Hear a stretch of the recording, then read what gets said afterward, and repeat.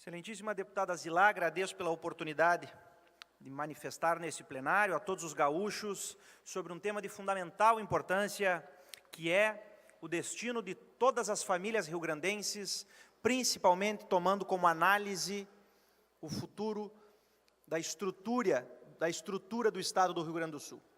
Digo isso porque hoje pela manhã acompanhei pela TV Assembleia o debate que ocorreu na audiência pública sobre a questão do plebiscito, que tanto é discutido, mas que muito parece ser tratado de forma até equivocada por alguns dos interlocutores que participam desse debate.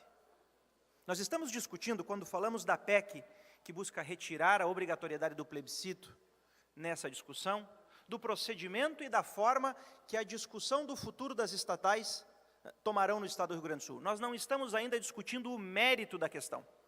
Nós não estamos discutindo ainda, embora seja oportuno salientar que somos totalmente favoráveis ao mérito no tocante à privatização de tais estatais, o mérito da questão.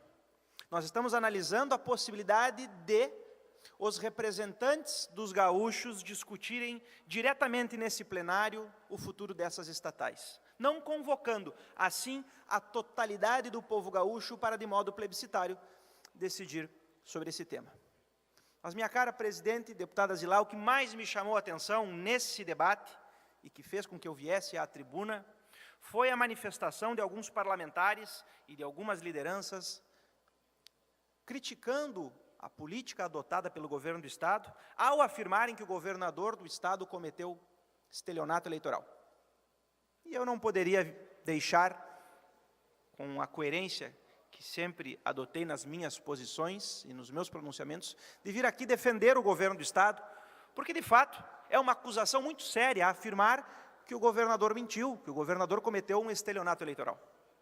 E fui averiguar as fontes utilizadas por aqueles que dizem que o governador cometeu estelionato eleitoral. Meu caro amigo Marcelo, que vem lá do município de Passo Fundo, tão somente para obter essa informação e para ir lá reprisar a verdade e não mentiras. Pois bem, na entrevista ao Jornal do Almoço, no dia 13 de setembro de 2018, o governador do Estado, Eduardo Leite, então candidato, foi questionado, meu caro deputado, capitão Macedo, pela jornalista Carolina Bahia, que perguntou-lhe: o senhor vai encaminhar o pedido de plebiscito ou vai encaminhar um projeto para a privatização? Qual é a sua ideia nesse ponto? Estou aqui reprisando os comentários exatos que ocorreram naquele diálogo. E o então candidato, Eduardo, hoje nosso governador, respondeu, e aqui falarei em alto e bom som para que fique claro que ele não cometeu estelionato eleitoral e que aqueles que prosseguirem afirmando isso o farão por ingenuidade, por não escutarem o meu pronunciamento ou por má fé. Disse ele: vamos analisar junto à Assembleia Legislativa se houver espaço para que a gente possa resolver isso juntos.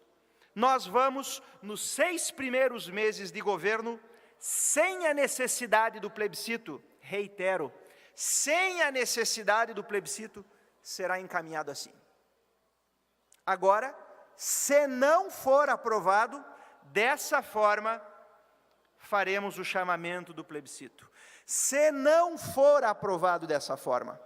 Então, está mais do que claro que em nenhum momento o governador do Estado disse ou que assumiu o compromisso de fazer, independente de qualquer coisa, um plebiscito para a discussão desse tema. Reitero, ele disse, vamos encaminhar nos 6 primeiros meses a discussão para a retirada desse plebiscito.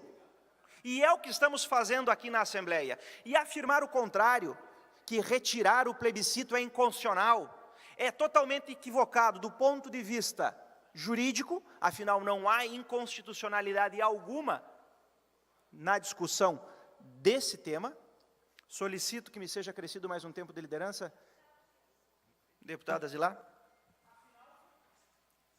Fosse de fato inconstitucional, nós teríamos que observar, dentre as cláusulas pétreas constantes na Constituição da República Federativa do Brasil, a impossibilidade de discutir a retirada de plebiscitos sobre a gestão do orçamento público, ou da venda da concessão de estatais, e em nenhum momento nós observamos isso no artigo 60, parágrafo 4º da Constituição da República Federativa do Brasil. Me apontem onde que está previsto no artigo 60, parágrafo 4º da Constituição da República Federativa do Brasil, a impossibilidade de se discutir por meio de proposta de emenda à Constituição a retirada de plebiscito. Onde consta isso? Não consta. Consta lá a impossibilidade de retirada de direitos e garantias individuais, motivo pelo qual nós não temos a possibilidade hoje de pronto para discutir, por exemplo, a adoção da pena de morte no Brasil. Consta lá a impossibilidade de se rediscutir a alteração da forma federativa do Estado, motivo pelo qual nós não temos a autonomia nem competência jurídica para destruir a República Federativa do Brasil, recriando um Estado unitário, como tínhamos no tempo do Império do Brasil. Consta lá a necessidade de mantermos o sigilo do voto e respeitarmos, consequentemente, o processo eleitoral democrático, mas não consta em nenhum momento a impossibilidade de retirar o plebiscito para discussão desses temas. Tanto o Estado do Rio Grande do Sul, por meio de seus constituintes estaduais, quando fizeram a Constituição do Estado, colocou isso de forma autônoma no seu texto constitucional, em 1991, e poderia não ter o feito, que outros estados da Federação não colocaram essa previsão. Consequentemente, o argumento de que é inconstitucional a retirada desse ponto da Constituição do Estado é totalmente equivocado. Se o povo gaúcho, em 1991, estipulou a obrigatoriedade de realização de plebiscito para discutir tais temas, concessão, privatização de estatais, concedeu também a esses parlamentares que representam o povo gaúcho, ontem, hoje e sempre, afinal o parlamento não desapareceu, nem foi fechado, de retirar tal temática se assim entenderem pertinentes. E afirmar que fazer isso é uma afronta ao povo gaúcho é uma ingenuidade, porque afinal aqui estão os representantes do povo gaúcho. Parlamentar vir aqui e afirmar que a retirada da obrigatoriedade do plebiscito é uma ofensa ao povo, é algo absurdo, porque pressupõe negar a legitimidade do próprio mandato parlamentar concedido pelo eleitor na urna, que inclusive não apenas votou em um governador comprometido já no pleito eleitoral com essa pauta, como falei anteriormente, e portanto não se trata de estelionato eleitoral, como também esse eleitor votou nos deputados que aqui estão para terem a legitimidade para discutir esse tema. Ontem, pela parte da tarde em Brasília, conversando com o procurador da Fazenda Nacional, que auxilia o ministro Paulo Guedes na discussão de tantos temas importantes para a resolução da crise fiscal do Estado brasileiro, do Estado do Rio Grande do Sul, disse-me ele que a necessidade que temos de fazer uma reforma da Previdência na União, no Estado, a necessidade que temos de discutir a privatização de estatais, inclusive da Eletrobras, que é a concessionária que tem o contrato assinado com a CE, e que está em vias de privatização, e que se for privatizada, a CE ficará, inclusive, sem um cliente para vender energia, o que é, vejam, tema importantíssimo para essa discussão dos estatais.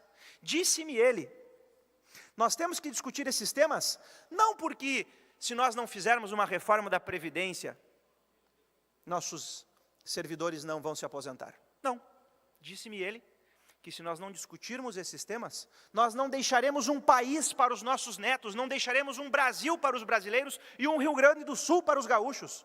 E hoje nós confundirmos o interesse de certas corporações e de certos servidores com o interesse da população, reitero, é ingenuidade ou má fé, porque nós não podemos colocar o interesse de 5.000 servidores que trabalham diretamente nessas estatais acima do interesse de 11 milhões de gaúchos que precisam que essas empresas deem lucro, e não lucro tão somente no sentido de um superávit orçamentário no final do ano, mas inclusive um lucro na prestação de um serviço eficiente, um serviço que possa produzir resultados para todos os gaúchos. Ou afinal, alguém vai dizer aqui que essas empresas produzem, meu caro deputado Melo, um serviço eficiente?